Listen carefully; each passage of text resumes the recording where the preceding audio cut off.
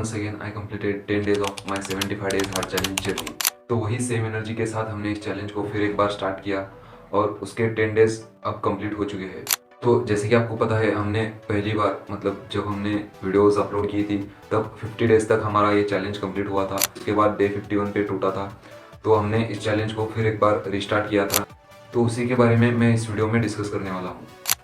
तो जैसे कि पिछली वीडियोस में सेम टास्क थे, जैसे कि book reading, exercise, 10 minutes of meditation, no tea और coffee and daily 3 litres of water drinking.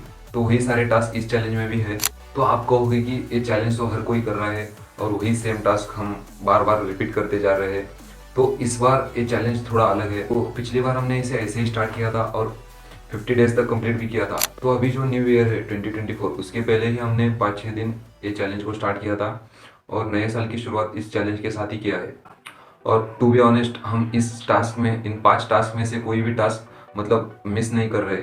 अगर हमने एक भी इसमें से मिस कर दिया तो उसी दिन ये चैलेंज मतलब ब्रेक हो जाएगा, तो मुझे फिर से स्टार्ट करना पड़ेगा। लेकिन इस बार हम ऐसा होने नहीं देंगे। तो पूरे 75 डेज आउट ऑफ 75 डेज मैं पूरे चैलेंज को कंप्लीट करने की पूरी कोशिश करूंगा। तो मेरे लिए तो एक सिर्फ एक चैलेंज नहीं है, एक ट्रांसफॉर्मेशन है। तो इस चैलेंज के डे 1 का जो हमारा रूटीन है और डे 75 डेज के बाद जो हमारा रूटीन होगा उसमें बहुत फ़र्क होगा। तो ये जो 5 टास्क है ये आपको खुद को बेहतर बनाने के लिए और प्रोडक्टिव रहने के लिए काम आएंगे। जैसे कि एक्सरसाइज से आपकी फिजिकल हेल्थ अच्छी रहेगी, मेडिटेशन से मेंटल हेल्थ, और बुक्स मैं पढ़ रहा हूँ उनकी वजह से मतलब थिंकिंग है जो हमारे अलग लेवल तक, हम चीज़ें अलग तरह से सोचने लगते हैं बुक रीडिंग से। हम ऑडियो बुक या कोई भी आर्टिकल या ब्लॉग ऐसे ही पढ़ सकते हैं किसी चीज़ के बारे में, लेकिन उसके बारे में जो स्पेसिफिक बुक लिखा हुआ होता है, चाहे वो मनी रिलेटेड हो, बिजनेस रिलेटेड हो या कोई भी स्टोरी हो, आप जब डायरेक्टली उस बुक को पढ़ते हो तो आपके सोचने का नज़रिया थोड़े हद तक अलग हो जाता है। आप इमेजिनेशन की दुनिया में चले जाते हो, जो कि ऑडियो बुक या ब्लॉग्स या मोबाइल्स पे पढ़ के नहीं होता। और डेली प्लेंटी ऑफ वाटर पीने के बहुत सारे फायदे हैं। And last one is no tea और कॉफ़ी, और जो भी सॉफ्ट ड्रिंक्स है बाहर के, वो मैं 75 डेज तक कम्प्लीटली मतलब कोई भी चीज़ कंज्यूम नहीं करने वाला। उसका कोई ख़ास रीज़न तो नहीं है, लेकिन जितना हो सके हम घर का नॉर्मल सीधा साधा कंज्यूम करने वाले हैं। तो आप पूछोगे कि मैं ये चैलेंज कर क्यों रहा हूँ और इस यूट्यूब पे अपलोड क्यों कर रहा हूँ। तो मैं चाहता हूँ कि इन वीडियोस के ज़रिए मैं अपने इस चैलेंज का ट्रैक रख पाऊँ, और जो भी मेरी तरह मतलब इस चैलेंज को करना चाहते हैं वो कर नहीं पा रहे, या किसी एक्सक्यूजेस, किसी रीजंस की वजह से वो स्टार्ट नहीं कर पा रहे, तो वो मेरे साथ जुड़ सकते हैं और इस चैलेंज को स्टार्ट कर सकते हैं।